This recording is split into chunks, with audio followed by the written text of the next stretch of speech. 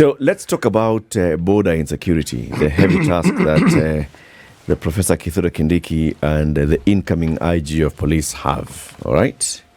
We're joined by Dido Raso, who is the Member of Parliament for Saku constituency in Marsabit County. Mheshimiwa, good morning. Good morning, Eric. How are you today? Very well. Watu wamesema to waite in your proper good name. Yes. Mtumishi. Ndio. Good morning. Asante sana. Yeah. Asante sana. Karibu sana to Kenya's biggest conversation. Asante. Now, the Aga Khan University Hospital has sent us with a message to give to you this morning, and City will deliver it. Yes.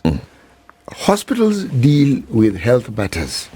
And many a time people go to hospitals when the health matters have gone beyond them, so they need what we call treatment or care. The Aga Khan University Hospital is saying, no, you don't need to do that. You can actually visit us at any of our many branches, not to be treated, but to find out what your health status is. What does that mean? It means you need to come in to have a comprehensive checkup, so that if there's any ailment lurking somewhere in your body, we will get to know about it, and if there's anything that requires to be done about it, it can be done. We want to determine and know that if there's any disease, it can be taken care of before it becomes a problem. Every once in a while you hear of people who collapse, taken to ICU, HDU. Those people didn't suddenly collapse. There was something in them that grew and got to a point where it affected them in that manner. But in addition, they're saying, look, this is actually a subsidized rate, but look for a total amount of 9,950. 9,950. Visit any of our centers, and we will provide you with this service. You will get to know. And once you know, you will then know what it is you need to do about your health. You're a military man. Yeah. You know health is important, and keeping yourself in check is important. So that's the message. Yeah. Yeah, I think it's a poignant message, particularly for those of us from Marsabit and those who live along the border. We experience it all the time. First of all, thank you for having me in your studios this morning. Our hearts go to families that have lost their loved ones yesterday. Still fresh in our minds that a vehicle can be ambushed. The passengers are unarmed, they are killed, and then they are burnt to ashes. It's a very rare phenomenon because it doesn't occasionally happen. But we are still grappling to find out why in this particular case. But also coming from the border, we say anything can happen at any time. Because across, that is another government, another sort of security and administrative arrangement, quite different from us. And this is what has happened. I like when you talked about Professor Kindiki and the new IG who will be vetted tomorrow by Parliament. If it will be successful, I think they will have to rethink and begin to rejig security on our borders, on the Kenya-Somali border, on the Kenya-Ethiopian border. Because unlike the other borders where we have issues of trade and maybe contraband, in these particular two borders is where we experienced armed groups that come into our country, kill, and they move away without anybody trying to stop them. As a former military officer, my concern is we cannot deploy all our military along the borders and show or demonstrate belligerence to our neighbors. But still, we must show that weight when it is necessary, because it's about sovereignty. When it's important, you can show the force. Yes. We'll get into that conversation shortly, and we'll start with you telling us exactly what happened yesterday. But City has another thing to tell you, and that is the day's proverb. So for the last 3 weeks, this being the third week, he has been going to landlocked countries of Africa. Now, kind of what given one landlocked country? Don't say Ethiopia. Or Uganda. Or South Sudan. Yeah, also. Any other? Rwanda, Burundi, South Sudan, Ethiopia, Zimbabwe, Zambia, Malawi. All those are landlocked countries. Very good. City, in which country are you this week? We are in the Central African Republic. You know how it is when we say the Republic of Kenya, Republic of Rwanda. These fellows in Central Africa didn't wait. They decided they're the Central African Republic. They're not waiting for you to tell them that the Republic of Central Africa. And you will not ask where are they? Where they've told you. They're in the center of Africa. Africa, so they're in Africa. It can't be Central African Republic in Australia. No. And they cannot be in West Africa. No, they're in Central Africa. But the thing you've done, Mheshimiwa Mtumishi, you have shown you actually know your geography. Most people struggle. We've had people telling us, you say landlocked, they say, South Africa. Then you realize, okay, geography was not their strong point. If the sun claims to have power over the moon, this is the proverb, let it shine at night. If the sun claims to have power over the moon, let it shine at night. What's your interpretation of this one? I think it borders on impossibilities. It doesn't matter how strong something is, maybe how much you love it. It doesn't happen as maybe one would wish or one would project. It's like saying you lose a loved one, and then you say, oh, why did so-and-so die? But we say death is inevitable. It happens. It is much beyond that human control or imagination. So the sun is everything. But it will not shine at night. It's only the moon. So it's beyond us. It could be just be nature. What will be, will be. You've interpreted it very well. Yes, that's very what we call a broad-based interpretation. So let's get into this one, right? What happened in Marsabit yesterday? What exactly happened? Just take us through the chronology of what happened, what you know so far. Yeah, first of all, I want to bring you from not very far, but as far as it can take. Okay. The border between Dukana, that is in Northern, and Sololo, maybe a distance like 100 to 150 kilometers, is an open and very porous border. On one side, we have the Gabra communities living on the northern side, and the Borans living on the eastern side, which is on the Sololo side. Over the last, I think, 1 year or so, although this thing can stretch as far as 30 years, where bands of armed group and men, they will cross the border, attack a village, kill a chief or a prominent person. And even from the Kenyan side, some band will go across into the Ethiopian border and kill maybe an elder who is opinion leaders. So this ping pong has just been on and off, on and off. Sometimes they'll come and burn your house if you are on that border, suspectedly that you are harboring a group that wants to influence the politics in Ethiopia.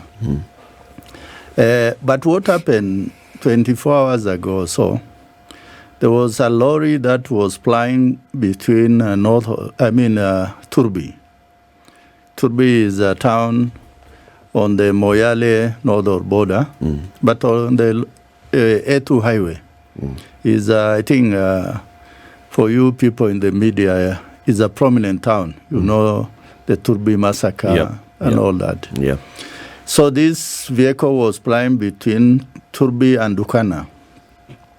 So around a place called Forole, that is hardly 6 kilometers from the border. This vehicle was ambushed. So the attackers just put a flood of bullets on the vehicle. It's as if they didn't care whether there'll be anyone who survives or not. Once they completely disabled the vehicle, I think a young girl, by miracle, she was able to get out and run. And you know it was at night, around 9 in the night. So once the vehicle was disabled and the passengers were killed, then they burnt it down with everything. Luckily, I don't know how some 2 guys managed to just wriggle out of that vehicle. Those 2 survived with injuries. And I think as we are talking now, they are in hospital. And they say that they are in stable condition. But the vehicle and everything was burned down in shell, the contents of the vehicle. Nothing could be salvaged. And there were people on board the vehicle? Yes, there were 9 people on board. And I think out of those, 6 were killed. Does it look like, I mean, of course, there are very many opinions flying around at the moment in terms of why this happened in the way that it did. But does it look as though there was a target? Was it a missed target? Because one now is looking for the reasons as to why you would then burn these individuals in the car. One manages to escape and then you burn the car down. Was there a target that they missed? Was there somebody that they were looking for? Or was it just another incident to show, some kind of strength? I think I would agree with you to an extent. We are just groping in the dark. Maybe they were looking for a particular individual whom they thought was on board this vehicle. But what is quite annoying and unnerving is the brazen nature of what took place.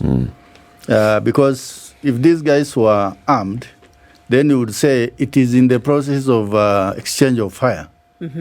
That there was maybe security on board. But none of that. This was just civilians who are just on their normal chores. And we expected, they could have just stopped the vehicle, ransack it, and even go away with those... the goods. The goods and even those passengers, in case they really wanted to get all of them. But once the vehicle was disabled, they didn't need to go to that stretch of the people have been killed. So why ban them? Because yesterday when these people were being buried, they were not able to identify them. So they just got the remains, whatever they could find in terms of body parts. And then they just interned them. So for us, because we are Africans and we are people who are fairly cultured people, there are things you don't do beyond that human extent. You kill the person. So please don't do other things. You don't have to burn them. You don't. So you said that this appears to have been something there's been some tension in this area for Yeah, a couple yeah. of weeks. That is, even culminating in this. What is the security situation like? What's the deployment like of security agencies in this area? I think what is a bit encouraging is the level of response. Because as soon as this incident happened, I think in matter of hours, there's a military camp that is about 10 kilometers from the site of incident. And they quickly responded. They were able to cordon the area.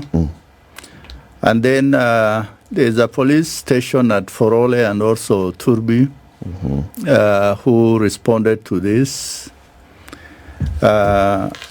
So as we are talking, I think the government is cognizant that that border, something needs to be done. The funny thing, as long as that border is, there are no border crossing. People cross at whatever point, carrying contraband, drugs, arms. So one of the things we as leaders of Marsabit, we have been proposing is we need to live in the 21st century. That our borders, if they are not going to be completely policed, there must be some checks on who comes into our country and who goes out. Kind of, what are you saying? A wall? Yes, not a wall. Because it's for to checks, have border crossing so that people who are particularly in vehicles, those vehicles must cross through some points. Because if an incident happens, either side of the border, then somebody asks, and how did those people go there? Who knows how many people are on board?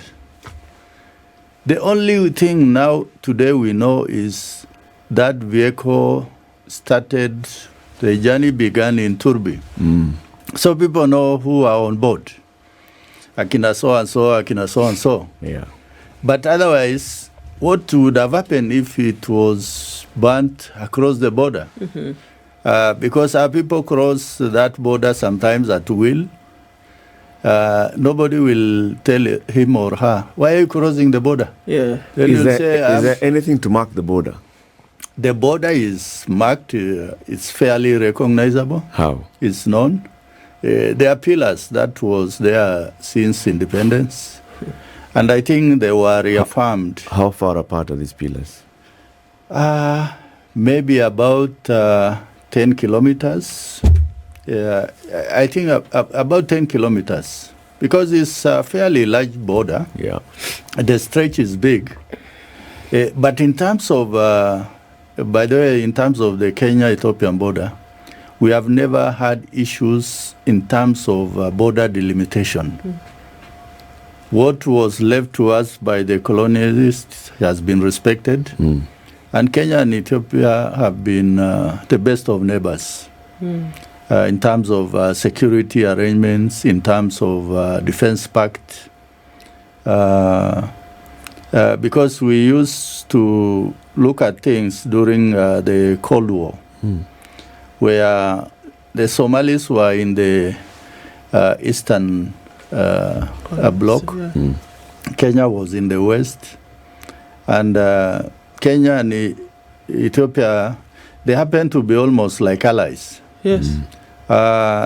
So in terms of border, we have never had an issue.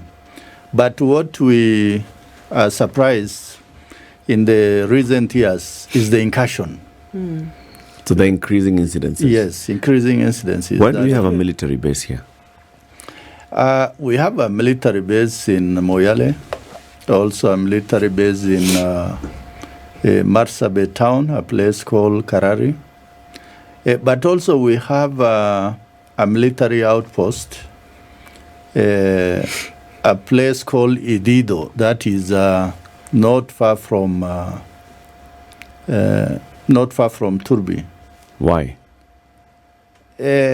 Generally, deploying the military is about sovereignty of a country, that I give assurance to my people that no external threat will affect the security of my people, their properties. So it's just like an insurance. You don't insure because there will be an accident, but just in case there's some recourse. But then, Mheshimiwa, there have been very many in cases now recently in terms of just cross-border conflict and over years around the area of Marsabit. The difference between what we experience in Marsabit and like maybe other places, and I will also consider the Kenya-Somali border. The sort of transitional or community that lives across the border sometimes is very tricky to the government because the Borans live, Borans, Gabras, the Gari in Moyale, in Mandera, the Somali in Garissa, Wajir, Mandera. They live across those borders. And what these communities who live along these borders, they want is unfettered access. Because they say, I'm visiting my family across. Yeah. You know, the government will say, yeah, there's nothing wrong. But I think we only get shocked and really get annoyed when that thing transcends into lawlessness, killings, and some sort of impunity that borders on there's no law and order. Let me ask this question, Mheshimiwa. Yeah. When one looks at the issues that we refer to as conflict, whether it is in the Marsabit area, whether it is in the northern rift of this country between communities who have lived next to each other for generations, I want to ask three questions. When these conflicts arise, there's usually a genesis. Do these communities have a laid down cultural, historical way in which compensation is given or issues are settled? That is my first question. I ask this question because if I think of the issues that we are referring to, I am taken back in history to July 2005, what was referred to as the Turbi massacre, in which 56 people died. But that massacre can be traced back to the year 2002, when a Gabra man was killed, and it was said ostensibly by the Borana. The retaliation was some 728 goats were taken back and forth. I'm simply asking this because anything that happens in communities that have a history of conflict, there's a genesis. And it appears some of the issues were not resolved. So I'm asking the question, are there cultural norms that allow people to settle these matters when something of that sort happens before it escalates? Wonderful. I think you are right, and I agree with you. We are highly traditional, Yes. and we are highly a compensatory culture that lives together. Like maybe I can talk with fair authority on the Boran and the Gabra. These are the same people, they intermarry. Yes. Their culture, their language, basically everything is one and the same. Yes. It's just the axiomatic that these are Gabras, these are Boran.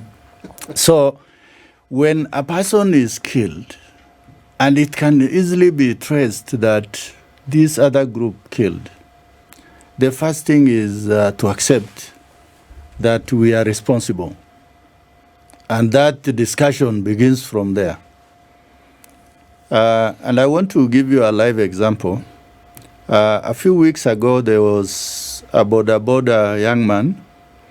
He gave right to some two fellows from the Ajuran. And then when he was, people identify him carrying these two gentlemen. So the next thing which was reported was this guy was killed. And quickly the Boran said, the Ajurans are the ones who killed. And they take responsibility. And indeed, they took responsibility. And as we are sitting here, the Ajurans, I think they did some compensation to that family and also to the community because they owned it up. In terms was of there punishment to the supposed killers? what they first said is to compensate and also to hand over the individual over to government. Because the reason why they have to compensate is so that there are no revenge attacks. Because if you kill, even if you compensated, somebody will not forget. The major difficulties that is not there maybe in the agrarian communities. The agrarian communities believe that if that person who killed my brother is in court and is in jail, it brings a closure. Yeah.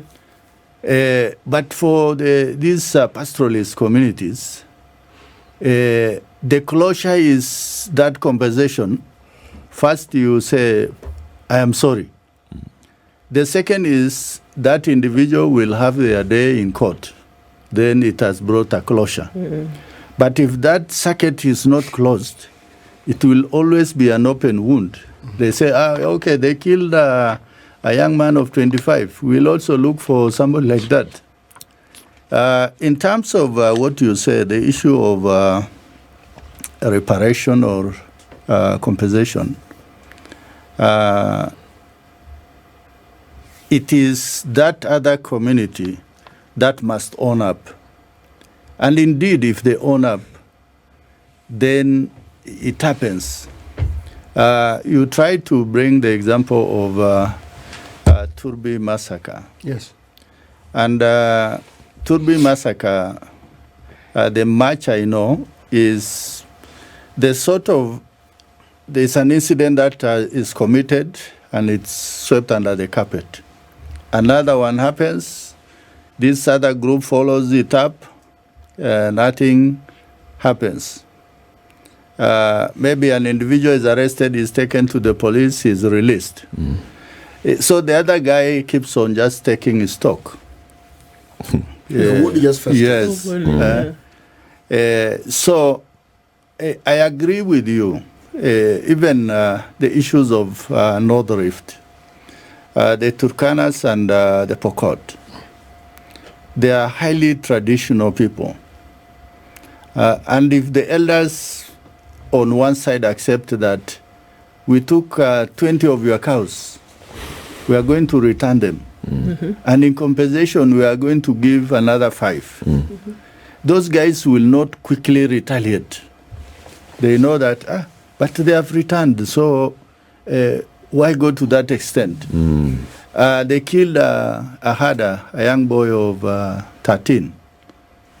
So these guys say, if you kill somebody from these communities, then you say that you are going to pay in terms of compensation 20 cows. Then you ease the tension. Right. So that even if the Wazes come to talk, the anger is not there. It's reduced. Yes. Let's take a break. It's reduced. Let's take a break. We'll continue shortly. 23 minutes to 8. Our guest this morning is the retired Colonel Dido Raso. He is the Mtumishi representing the people of Saku constituency in the National Assembly. He's here because we want to talk about the issue of tensions and insecurity along Kenya's borders, particularly now this border between Kenya and Ethiopia. This attack that took place yesterday where people were killed, a vehicle attacked, people killed, and then their bodies burnt. It's a big one. What needs to happen long term? We need a long-term solution here. I think in long term, one of the things that must happen is we must go from the known to unknown. First, the government must take responsibility. Responsibility ends somewhere and it starts somewhere. Secondly, it is about the communities that live on that border. You must accept that you also have something to contribute to that peace along that border. Because if you as communities just throw your hands up in the air and say, let the government take control, who is the government? At the end of the day, you are part of that arrangement called government.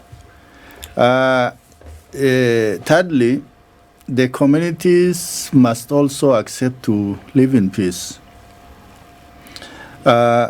Because before this incident, over the last 2 years, the Gabras and the Borans, they stopped fighting. Something that also we are pleasantly surprised. Because before, there will always be this killing, this is stealing of this livestock, this and that. But over the last 2 years, the Boras and Gabras is like silently everybody is saying that tumechoka. Let us accept peace and let us embrace peace. So mine is to, my suggestion is those two communities that live along the border, because they straddle the border, they must accept or agree to live in peace. Okay. I have to ask though that every time we see that there's an issue, like with what we saw yesterday, then maybe it gives rise to why, because the conflict or the lack of peace, we've seen this for a very, very long time. But then I think in trying to solve the problem, one must look at the reason for the conflict. And I think more often than not, we don't look at where did this all start from? What is the problem? Before you even ask the who and the where did this start from? Do you have any ideas or insights into how this all began? Because if you say that two communities should live in peace, you more often than not have to revisit the original problem and say, where did these two communities begin to clash? For you to then be able to point to a solution. So what is that? I want to say what is the starting point. The starting point historically is that the Gabras and Borans, if I take that as the origin of whatever is there, is they have naturally been just one people. It's just like when you make the coin, you make a head and a tail. That is how they were. But we saw the differences begin to grow as soon as the constituency of Saku and others were created in 1988. This is when now the Gabras found the Borans. So these people found that, kumbe, we are different people. We never thought so. So there is that identity crisis, redefining yourself. So slowly it matured into that differentiation. We were communities that never used to kill or attack each other. Where does that leave the other communities in the area? The Rendile, the Burji? Yes. The Burjis, I think they are fairly a fabric of either the Boran and the Gabra, because they live with them. And they are business people, they are agrarians because they are largely farmers. So by and large, they are not part of this conflict. The Rendile? They will not fight any of them. Now, the Rendiles, the border with the Borans and the Gabra, we attack each other not for hatred or killing for trophy, but people steal animals from each other. They're wrestling. And in the traditional days, when there were no serious government, it was a hobby to steal from so and so, just to do restocking. So we used to find it's normal, but also that time, the issue of killings were not that many, because people used to just hunt with spears. But most of these killings began to be pronounced and attenuated. Yeah. Once people started having guns, machine guns, automatic rifles. But for the two communities, the Gabra and the Boran, their relationship is quite unique. In many ways, one language, one people, they intermarry, the same culture, almost traditions, almost by 95%. What divides us maybe is very little. So the issue of now government taking control, you know, when we say government in Marsabit, is the office of the president, is the Ministry of Interior. Those are the people who give you locations, the districts. There are people who give you the police. So whoever is close to that power tends to get more. Right. So when somebody else gets 2 locations, then you'll ask, as the Rendile, Gabra, or Boran, will say, okay, and Namimi, what have you given me? So I, without fear of contradiction, I used to say even in Parliament that our problem emanates from the office of the president, that they will give whoever comes. They must follow up to say, okay, we have given Honorable Raso this. What can we give Honorable Wario, the MP for Northern? And have we given the MP for Moyale? Have we given to Lekuton, the MP for Laisamis? So that you don't interfere with the power balance. You allow all the time a win-win situation, so that no one community or 2 communities feeling, oh, you know, we are being shortchanged. And it needs both very intelligent and magnanimous individuals in the office of the president to do that balancing act. Because once that balance is interfered with, it goes all the way to the ground. That even herdsmen know that, oh, so-and-so got a location yesterday and people are celebrating. So-and-so got a chief from their clan. And yesterday they killed a few bulls. So such things matter. Such things matter. The National Cohesion and Integration Commission has done a lot of work for Marsabit County.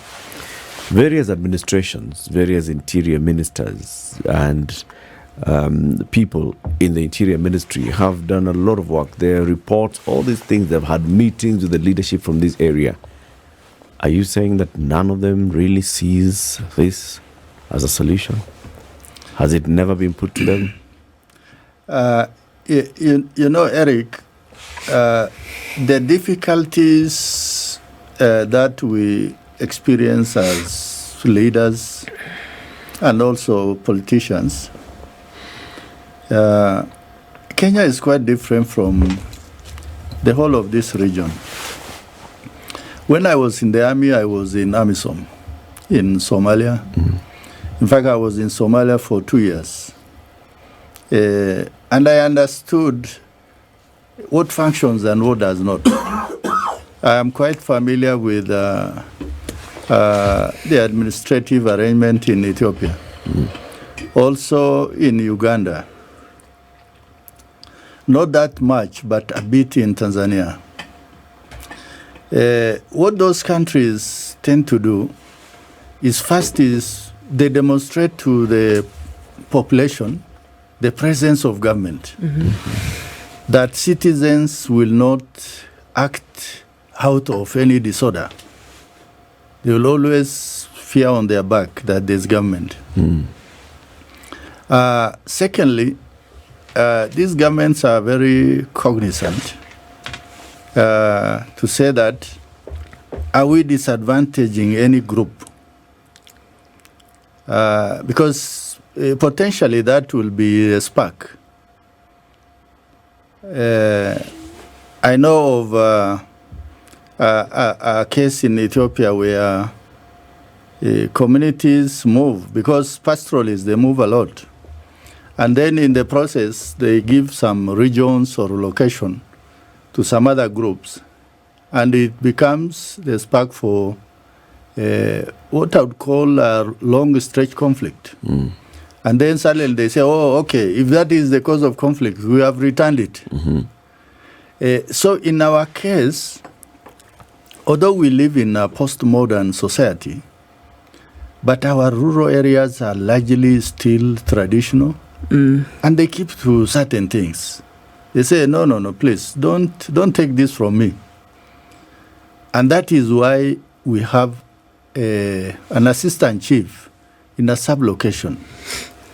That is the smallest administrative unit. It is a bridge between that is small village and the government. Then location.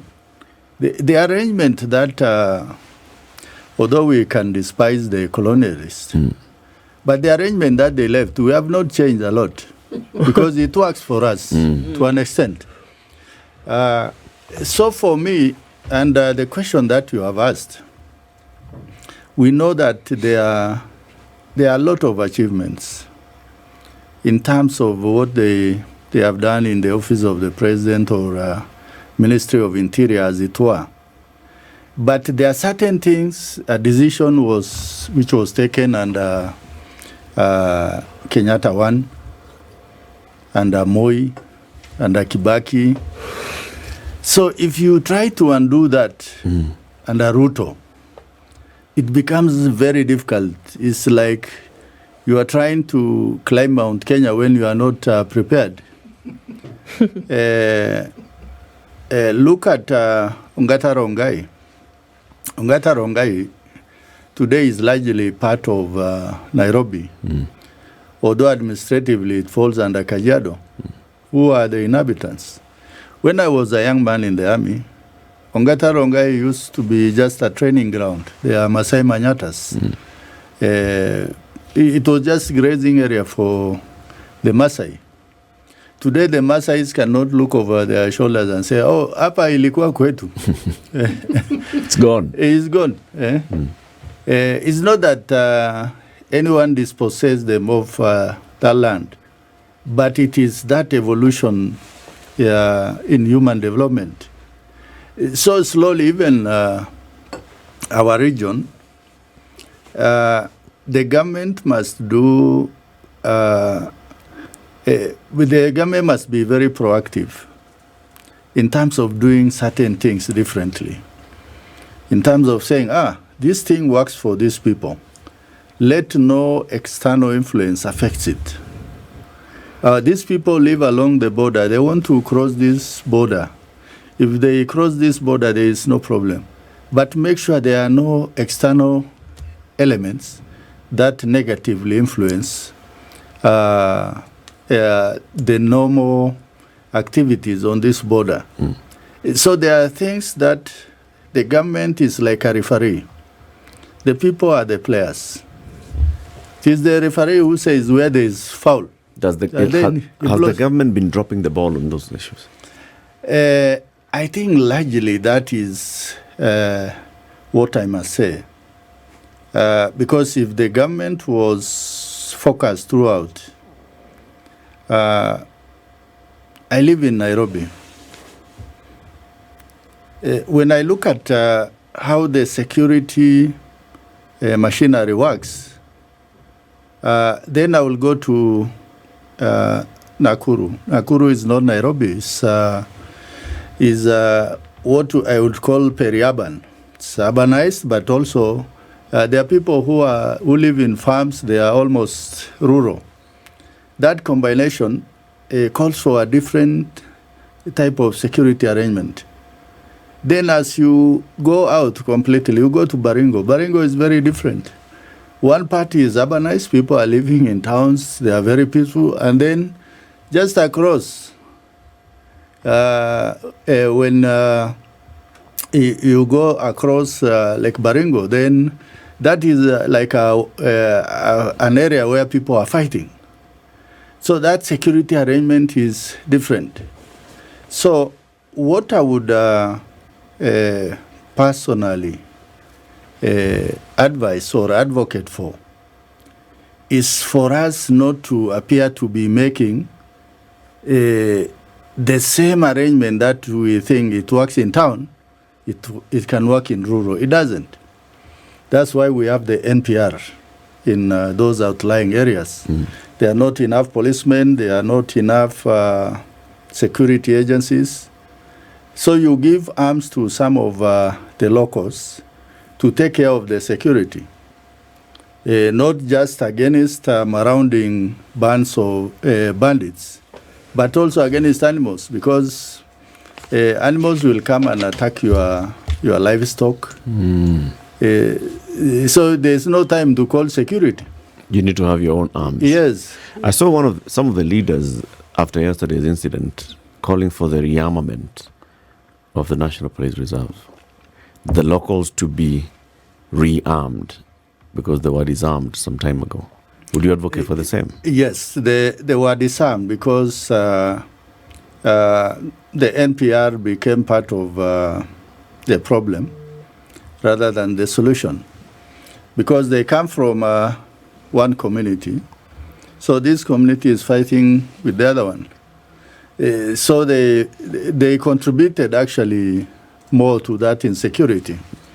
But if the government is going to rearm, which I would advocate, then the security arrangement must be different in terms of who are these people with arms, where do they live, what are their responsibility, because you cannot give a person an arm without responsibility.